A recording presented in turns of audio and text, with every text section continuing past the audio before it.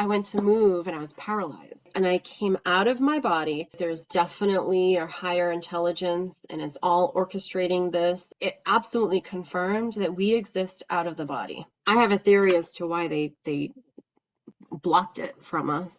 Welcome, everyone, to Our Sliver of Time. My name is Dave Sledge, and today we have Tracy Halle, who had a near-death experience after a set of synchronicities. We're going to talk about all of these today and maybe even touch upon a premonition that she had as well. Thank you so much, Tracy, for being here. It's an absolute pleasure. Oh, I'm excited. Thank you, Dave, for having me. This is a little out of my element. I've never done anything like this before. But I feel like I just want to share some of my experiences and get it out there to anybody that's going to listen. Well, I certainly appreciate you coming on, and to the audience, please give her a warm welcome. This is the first time she's ever sharing her story, so we really appreciate it. And I suppose I'll just jump right into it. So you had a set of synchronicities, if you will, that kind of led up to this event. Yeah, Mind explaining what happened? sure. Um, a quick backstory to that is, this all got set off about 14 to 16 months ago, and it started with the synchronicities. And prior to that, I had never had any spiritual, psychic, anything like that. I grew up Catholic, um, lots of trauma in my childhood, so my 20s and 30s and early 40s were spent like trying to heal from that. And so I'm 48 right now, and I'm a psychotherapist in private practice. So that is what I chose to do, thanks to my childhood, probably. But I started to feel like, as much as I loved helping people, and I'm an EMDR therapist, so I know it's profoundly healing and it was really satisfying, but I started to feel in the last couple of years like I was missing something, and I couldn't quite put my finger on it. And then I started thinking like, should I start getting trained in energy work? I've been curious about spiritual stuff probably for the last 5 years. And so what I learned about a synchronicity is when you're on the right path, a synchronicity will happen to kind of confirm. So I kind of knew that. So, okay, so the synchronicities happened, it's about 15, 16 months ago, and it all happened in 1 week where I was having a conversation. It started because I was having a conversation with somebody, and I couldn't even tell you what we were talking about. I don't even remember who I was talking to. I just remember they said the word Tinkerbell, and immediately I was like, Tinkerbell, it's so funny they said Tinkerbell. So I just like thinking about that, and then I just, moved on. A couple of days later, I'm listening to a podcast, and the woman was describing her near-death experience. And she says, the best way I can describe it is, when Tinkerbell bebops around, and I was like, did she just say Tinkerbell? And I was like, that's really weird. I'm like, I just heard a Tinkerbell a couple of days ago. And so I thought it was strange, but enough to pay attention to it. So after that podcast, I was thinking about it. And I was like, if this is something I'm supposed to pay attention to, I want to hear something about Tinkerbell again within 7 days, not a year from now. And it has to be something where, like, undeniably, this is for me, right? And then I laughed in my head. I'm like, yeah, okay, that's not going to happen. And so I moved on. So a couple of days later, I'm at the gym. And if you go to the gym when they have these like treadmills, then there's like monitors each screen, right? So I'm looking up, and it was sports, and I'm not a sports fan. So I was like, boring, right? So I go to the next one. It was a different sports thing going on. I'm like, and I look over to the third monitor, and the third monitor was all gray. And at the top right, about this big, all in white, was Tinkerbell, right down to her little wand. And I was like, oh my God, is that really Tinkerbell? That for me just confirmed it, because three things with Tinkerbell in 1 week, and the fact that she was white symbolized to me spiritual, and so that just grabbed my attention. And then that set off like four different types of like spiritual experiences. Do you think that we receive, some might call it signs, you referred to it as like confirmations. It is kind of bizarre, like when you have a thought and then someone says like the phrase that you're thinking of, it's kind of interesting the way that our brains allegedly transmit data 24/7. Do you think maybe there's some aspect of that in terms of these signs that we see? Are we manifesting our reality with our thoughts literally, in your opinion? That's a great question. From what I've learned over the last couple of years, with consciousness and stuff like that, our thoughts are energy and it's going out there. And I don't know who's receiving it. And I hear of people talk about downloads. So I, after that third synchronicity at the gym, I knew there was no question that this was something kind of profound that was meant for me. And to answer your question about like what was the symbolism, I guess, of Tinkerbell. So I know of two people in particular who they have seen fairies. Okay, I know that sounds wild. They both happen to have um, some dissociative stuff clinically going on there. So I do think that that opens up a channel for them. So if you look at it that way, it's they're seeing these things that are coming into their dimension, and that's spiritual, you know? So I don't think Tinkerbell that I experienced had anything to do with Disney World or anything like that. I think it was a spiritual thing. And the fact that when I saw it on the screen all in white, I couldn't, the fact that it was all in white, I was blown away too, because to me that's spirit. I've spoken with at least one person that had claimed to see fairies, specifically fairies, during their near-death experience, and there seems to Hmm. be something there. Maybe our Yes. concept of a fairy could be like another life form that we don't understand, right? People Hmm. when they think they see ghosts in their house or something, and they think their house is haunted. Well, maybe it is, but maybe this is like a life force that we can't comprehend, therefore we attribute fear to it. And maybe with fairies, it's the opposite, where we like innately think it's good, but it's a, different non-physical entity, possibly. I'm not sure, but let me not Yeah. sideline your whole story here. Yeah. No, I agree with you. After seeing the same thing three times over the course, it becomes a pattern. What happens after this? What are the Yeah. next, kind of steps in this? Okay. Yeah. So again, once the third synchronicity related to Tinkerbell happened in that week, and that was all within 1 week. I don't know how often everybody else hears the word Tinkerbell, but I don't, except for that week. So that confirmed to me that I probably should lean into some energy healing practices. Okay, so I think even though I've done a lot of therapy and healing myself with psychotherapy, I felt like I needed to still do some healing work, whether it was Reiki, polarity therapy, that kind of stuff. So I started to do that.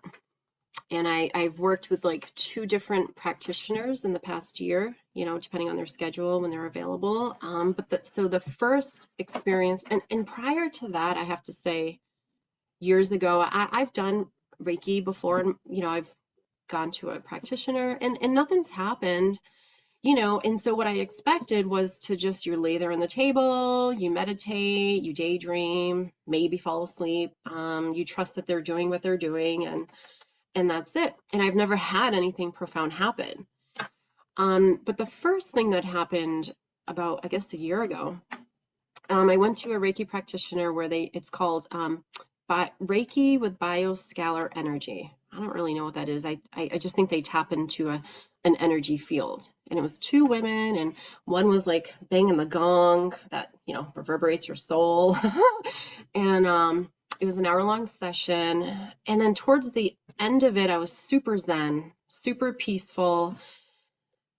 And I should mention this too. I have aphantasia. which is just a condition. It's not a disorder where when I close my eyes, I don't see anything. So it's the inability to see mental images. And I thought that's what everybody experienced, unless you're a psychic, right? But I learned in my practice, because I do EMDR therapy, that's not the case. Maybe half the population has aphantasia, and the other half can see things. So anyway, I'm laying on that table, eyes closed, it's all dark, right?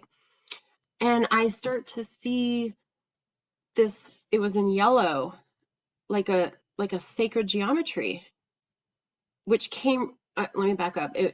My eyes were just seeing black, and I started to see like a yellow, like a lemon colored yellow and like a deep purple blue, like a swirl. And I was like, oh, what's that? And then right through that came this yellow symbol, and it was very detailed, but it was fleeting because I think my mind was like, oh my God, what was that? And then it went away.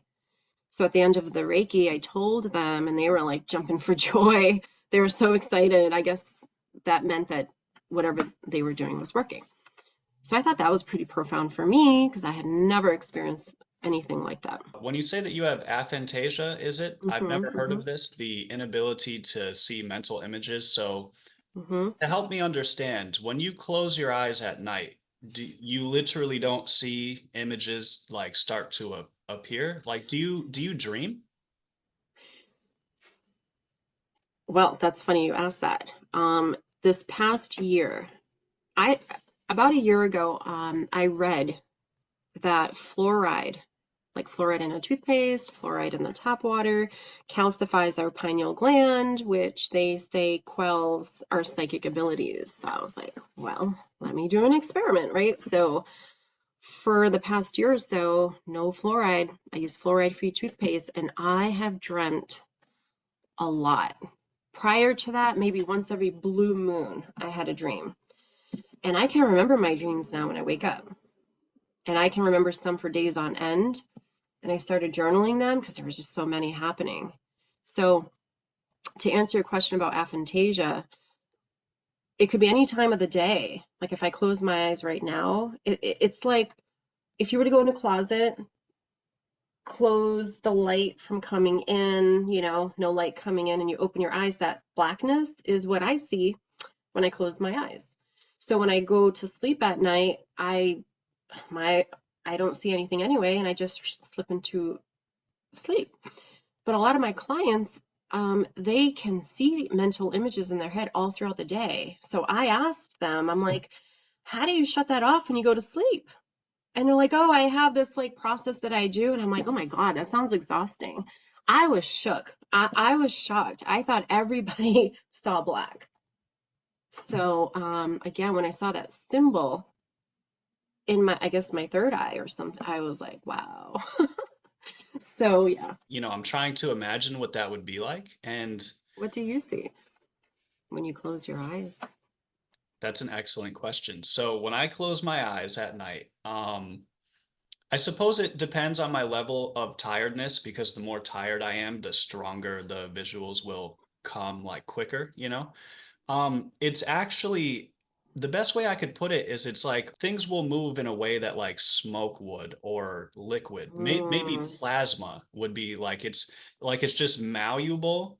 And in order to fall asleep, I have to like stop trying to control what I'm seeing and I have to just like let it happen. And depending on my level of tiredness, it'll be going crazy right away. That's how I know I'm gonna fall asleep quick. Wow. It's hard to explain, yeah. So you have like a process that you do, like a lot of my clients. Yeah. I have to allow myself to go to sleep. Like I have to like stop thinking and Mm. otherwise I'll just start thinking of skateboarding and I'll be up all night thinking of tricks. Yeah. And for me, I'm a trauma focused therapist. So once I figured out a couple of years ago that this is a thing, I wanted to know with everybody I work with, what happens when you're having like a flashback or something, or and people who don't even have that kind of trauma still can see mental images to where it's like a movie playing. And I'm like, wow, that's a lot. How do you, isn't that distracting? And I'm like, why It's didn't they talk about this stuff when we were growing up? I feel like it's important. So then a couple of months later, I go to my other Reiki lady. And again, I don't expect anything. Um, but of course, I'm like hoping now that I know that things can happen, right? And it's an hour-long session. Again, once I flip over to where I'm laying on my back, now I'm like really comfortable, right? And I'm really at peace. And I was kind of bored actually, because you're just meditating and whatever. And I just remember, so I'm laying on the table, and here's my head, here's my feet, and I'm like perfectly still, and I can hear her walking around, the floor is creaking, and I'm like totally in tune with like my senses.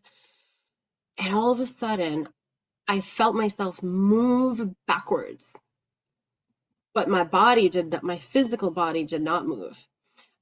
Something else moved, and I came out of my body for like 2, 3 seconds, and then I was like, oh my God, why am I moving? And then like right back into my body.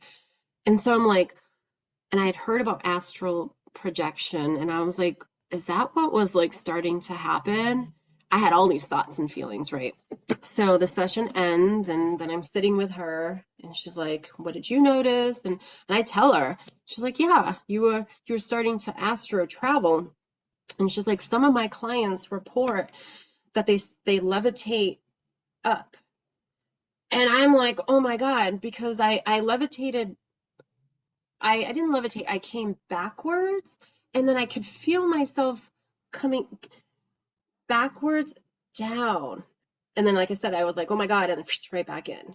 So again, there's just another experience where I'm like, now I know you can exist outside of the body. I've heard it, but that right there confirmed it. There was no drugs, no alcohol, no nothing. So, I'm so it sounds to me like you were sucked back into your body, like kind of when you acknowledged it, right? Do you think that was maybe like an instinct where like once you realized that you were out of your body, that's when you started going back in? yeah, I think I felt scared because one, I didn't expect it, and two, my ego, right, was like, what is this? Why am I going backwards when I know my physical body didn't move? So the logical part of my mind, all of that just, I don't know, just brought me right back in. Um, if you ask me if I had the choice to continue out, would I? Probably, right? But nope, I just somehow I managed to go right back in. And it wasn't like, oh, I want to go back in. It just happened. So my understanding is that this was followed by a premonition of sorts. Would you mind sharing that? I would say so. And because it came true the next day, yeah, I think if I explain it, you'll agree that that was a premonition. My fiance's mom had passed away. And the little backstory there is I've been with him for 9 years now, but he was married prior.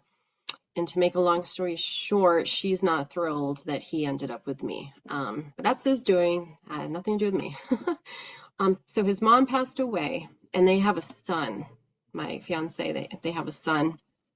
And so I knew I'd be going to the services, funeral and all that stuff.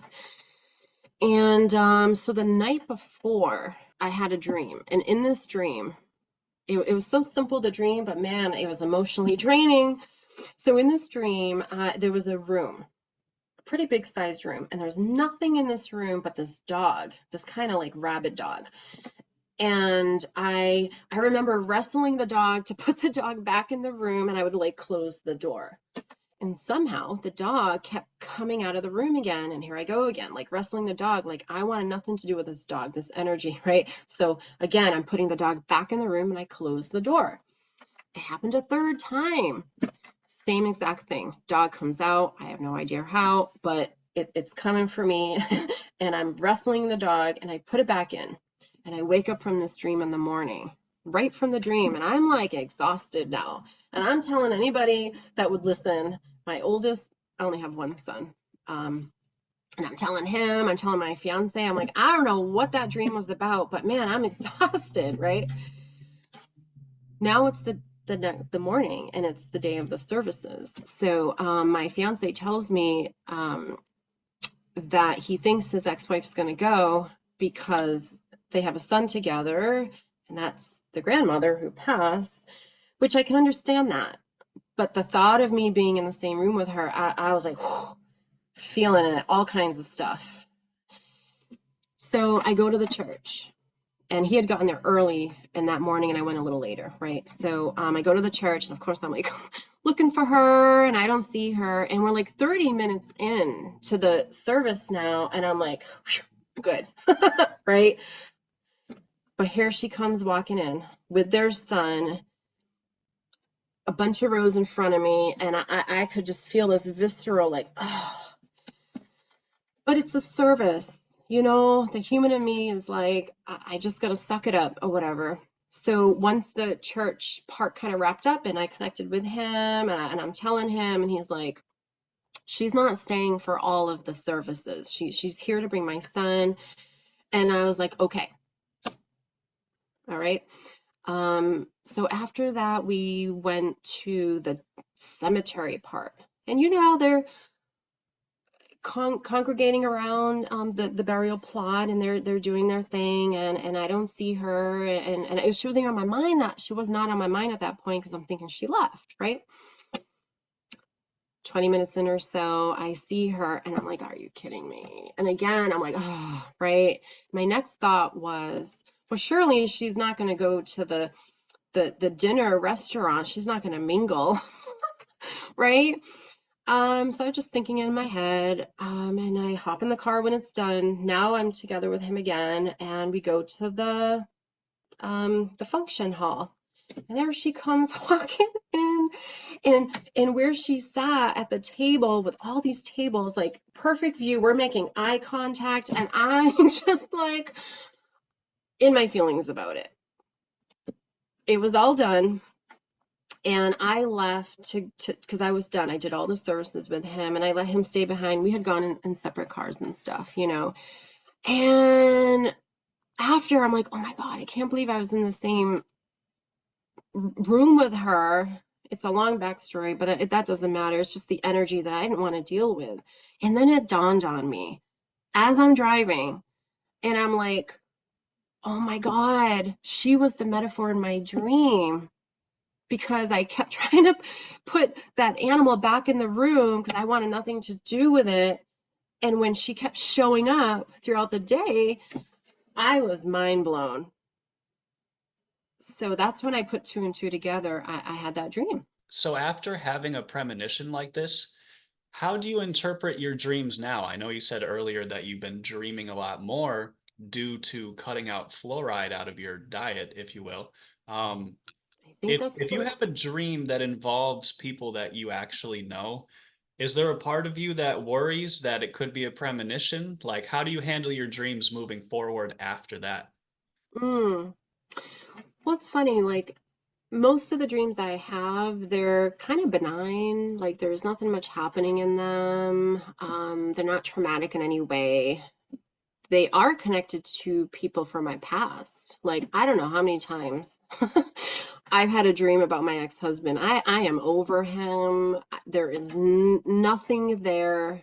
He is the father of my son, but I've had like four dreams about him in the past year or old friends. I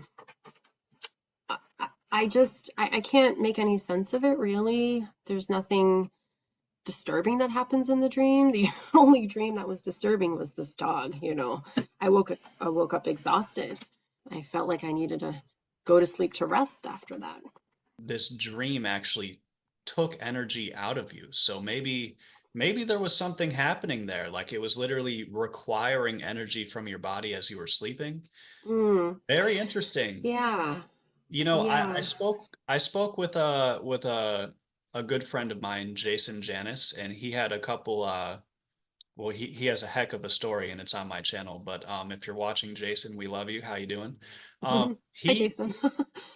He mentioned that he would feel exhausted after some of these experiences, and it sounds like Hmm. there's some sort of component where it's like literally taking energy out of you. So Hmm. there could be something there. Maybe that was a spiritual thing, maybe a message I from the think, other side. yeah, I think they were kind of trying to warn me for what was to come, although she never actually did anything. She just showed up and she has a right to be there. But I think emotionally that was the warning, maybe. So yeah, I'll never forget it. I understand that you had a near-death experience due to low potassium or something like this. Would you mind Hmm. sharing that story with us? Sure. So just to preface that, my understanding of like out of body experiences that a lot of people have shared their story, they, communicate with beings or there's like a life review. The reason why I say it was a near death experience is because once I tell the story, I feel like I might have died. And I came back. Um, so I'll just jump into it if you want. So once a month, me and my brother, we get together and we usually go out to lunch. It's usually in the afternoon and usually uneventful. I have a great time with him. And this particular day, that's what we did, except it was a rainy day. And I was like, hey, do you want to go see a movie after this? He's a big movie buff. I'm a movie buff. And he's like, sure. And that part to me is important because I'll explain a little bit more down the road. So we have our lunch. I ate, I had salad, I had lots of water and stuff, soup and salad and stuff. And then I drove to through the city to get to the cinema. And I felt fine up until that point. And then we're standing in line and there was a lot of people there, which was unusual. Um, and I remember looking around to be like, well, where's the movie options? It was weird. Usually it's on the screen. And I remember looking around and suddenly I started to like not feel good. I started to feel like heavy in my body. And I was like, well, I get tired a lot. Maybe I am just tired, you know. But after a few minutes, I felt heavy. I felt like something wasn't right. So I tap him and I'm like, I need to step out of the line. I'm like, I'm not feeling so good. So, okay. So then I remember walking over to a pole and I put my back against the pole and I put my hands on my knees and I'm standing and I'm taking a few deep breaths and I realize like I'm starting to feel worse. So I look over to my right and down I see a little lounge area with chairs and my thought was like I need to sit. So I had like tunnel vision and I remember walking. My next memory though, I'm like in space. It was all black and it was so fast. So like I said, my next conscious memory, I can see my periphery, not all the way around me, but my periphery is all black and I'm facing really far away though. I'm being sucked backwards as I realize this blue thing, like more tall than wide. I really have no reference to how big because it was far away, but I see it and I'm being sucked backwards. And then I remember going backwards down, and I remember the sensation of like a, and then boom, right back into my body. And right away, there was no like, oh, let me wake up for no, right away, my thought was, did I just die? But then I went to move and I was paralyzed. So that kind of took my focus, right? Um, and I think the paralysis is what led to the astral travel or out of body. Um, so I'm paralyzed, but I can hear around me. I couldn't feel my eyes. I couldn't speak. I was like suspended in a paralysis. And I was like, oh my God. I didn't know what was happening. I thought maybe I had a stroke. I mean, I'm gonna be 49 this summer, you know, it's possible. I was like, maybe this is it, right? And I remember the ambulance people coming, and I remember my brother saying, he's like, Tracy, and he's frantic, I can hear him. He's like, I'm gonna use your phone to call, you know, my fiance, and I wanted to talk, but I couldn't. And then I remember the ambulance guys, they're like, it was pouring rain that day.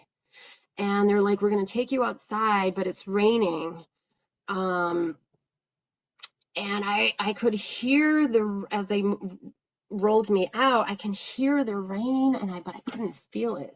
Still in the paralysis, but I can still hear. And then I started to come back online a little bit, right?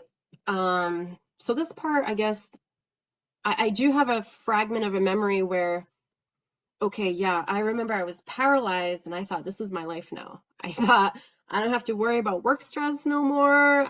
And I just surrendered because I was like, there's nothing I can do. It's out of my control. And I just surrendered. I'm like, this is just it. I'm going to just have to deal with this. And then I remember it's kind of like I'm underwater, where if you're drowning, you have this thought of like, you just got to make it to the surface. And I felt myself getting closer, and I could hear them even clearer. And then I had this thought of like, I can't wait to just tell my brother what I just experienced. In my head, I'm laughing. In my head, I'm laughing and I'm excited. But then once my eyes came into focus, I see him, and he did not look like he was in the mood to laugh, right? So he thought I died. He told me this after. And I think I was out, and this was right in the middle of the lobby. So all those people got a show that day. I think I was out cold for at least 10 minutes for the ambulance to come. Um, and so eventually, as I'm in the ambulance, my faculties start to come back on, and I could start to speak. And I was like, I don't know what just happened, but I was so happy that I could speak and I could see. And so I go to the hospital and they run all these tests. They said my potassium was low. My blood sugar was high. I was dehydrated. And the only other thing I think that maybe contributed was the night before I had took this like tincture that I ordered online. Be careful, people, what you order. It was for like stress and anxiety. And in the days that followed, I'm showing my brother, and there's like 10 ingredients, and one of them was like skull cap. And he was like, I don't think you should take anything that says skull cap. So I threw it out. But I think, I've been fine since, you know, drinking my water a lot. But that's what happened, and I'll never forget it. I don't know what that blue thing was, but it was something. When you come that close to death, like how do you proceed after this? How has this affected your own psyche? Like, has this affected the way that you look at life itself? Hmm. Yeah, it's a great question. So after that, I like wanted answers. I was like, what was that blue thing? Was that a angel? Was it a alien? Was it my higher self? Like I feel if I see that blue thing and I'm being sucked backwards, I mean, logic tells me I was probably closer to it, but I'm not able to remember. So I'm like, did I have a conversation with them? Did I agree to come back? Like, did I get a download? I don't know. So about a month after, I tried to do a hypnotherapy session. Do I believe some people can be hypnotized? Absolutely. Do I believe everybody can be hypnotized? No. um, and I didn't get any answers. When she was, you know, asking me during the session, you know, I don't remember the questions. I felt like I was like making stuff up. And that's okay. Ultimately, with that experience, that when I traveled, I feel like I was not meant to know more. But what it did do, it absolutely confirmed that we exist out of the body. We can. So like when we die, I definitely believe our energy continues on. So I'm a seeker, you know, I want to learn as much as I can. I can understand where you're coming from, where you're like, I just want more answers. My question to you is, do you find it more frustrating that you don't have more answers, or do you find it more fascinating, or a combination of both? That's a great question.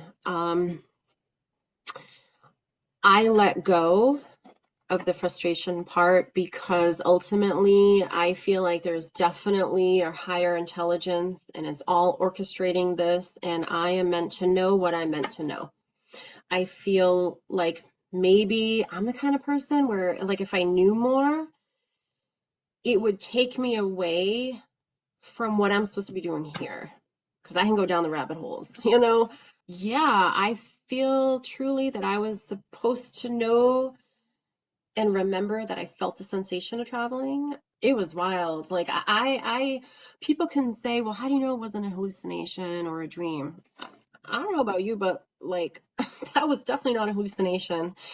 And I felt the sensation of the traveling. So you kind of come from the point of, you kind of accept that maybe you're not supposed to know everything.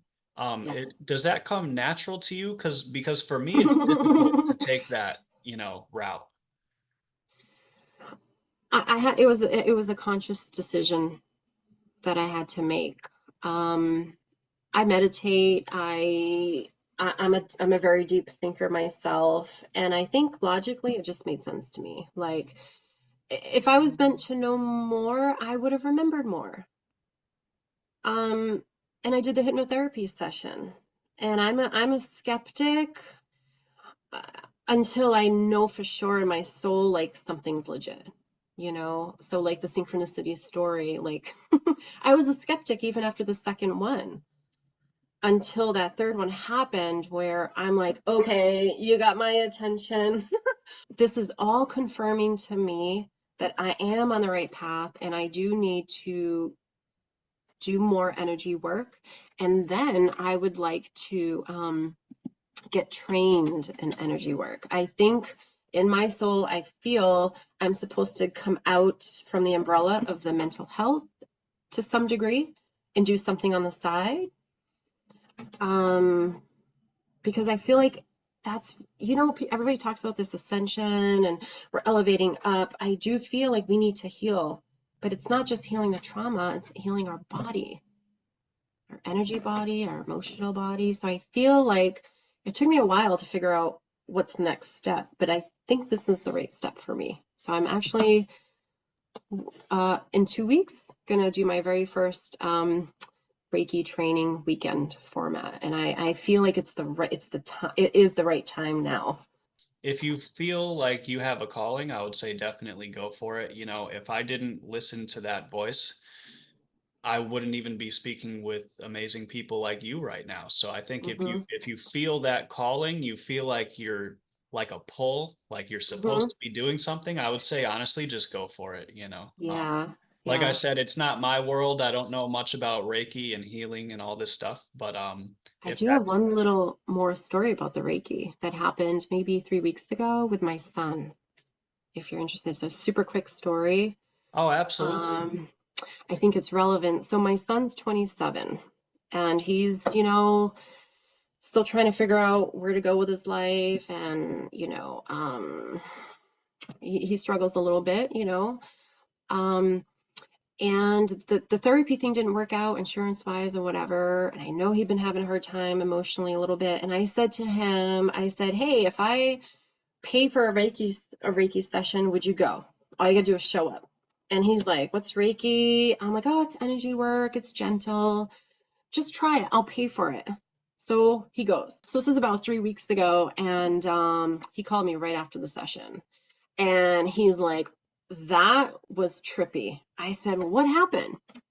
And he goes, let me put it to you like this. He said, this is how I have been feeling for the longest time. He says, imagine you're in a car and you're in the back seat and you want to get control of the wheel and you're reaching for it, but you're not getting it, that angst that you feel and that anxiety. He's like, that's my life every day. I'm like, oh my God, I would have never known. You look at him, he's cool as a cucumber, you know? Um, so he does a session and he said, At one point, like a half an hour into it, he's like, I got this really bad headache. He's laying on the table and he's like, I got this headache and this pressure in my head. And he says to himself, oh my God, this stuff's painful. And then he said, it was like all the energy in his body just drained. He said, I started to feel as light as a feather. And he's like, I couldn't stop smiling. And then he said his eye was twitching like crazy. And I know that if your eye's twitching, that's a sign that the energy blockage is being released. That's one of the clues, you know? And yeah, so he said, I could not stop smiling. And that was 3 weeks ago. And he's like, that feeling of like reaching for the car, he's like, I'm still not happy in my life. I want my career up and running. He's like, but I don't have that right now. And I'm like, oh my God, it was a blessing. And I said, so would you do the Reiki again? He's like, yeah. And I'm like, yes, you know? So Reiki, there is something to it. If you could ask one question to the person watching this video right now, what would it be? If I asked them one question, Yes, whether it's someone watching this video, it could be if you were to pick a stranger at complete random across the world and you could ask them one question to pick their brain, what would you ask? oh my goodness. I'm curious what they think what happens when our physical body dies. It's funny, growing up, I grew up Catholic. Didn't do anything for me. It left me with more questions than answers. Um, so my question would be, what is it that they think what happens when we die, our physical body dies? And then if I could chime in there, I would tell them if they don't believe anything happens, I would love to share my experience to tell them like I know we can exist outside of the body. Did your near-death experience have any effect on your like beliefs in that sense? So my thoughts on religion are I am not religious in any way. I feel religion, some people might not agree, is man-made as a way to, I don't want to say control the masses, but it's a way to follow a doctrine of some sort, and then that's fine if that works for them. Um, Interestingly enough, I never really understood the concept of Jesus. I'm like, I don't understand this Jesus guy and pick an apple, Adam and Eve, like none of it made sense until literally a couple of months ago, and I'm almost 50, where I finally put two and two together. What Jesus is it's about love and just raising us up. And I'm like, oh my God, now why didn't they tell me that in childhood? Why didn't they tell me any of this stuff? You know, I have a theory as to why they blocked it from us. Would you mind sharing that theory? Why I think that? Well, I think that if we have abilities that we can tap into, how can they control us at that point? You know, what I'm learning is our bodies can be right here, but like our soul or consciousness or something comes out and they can't control that necessarily. At least I don't think so.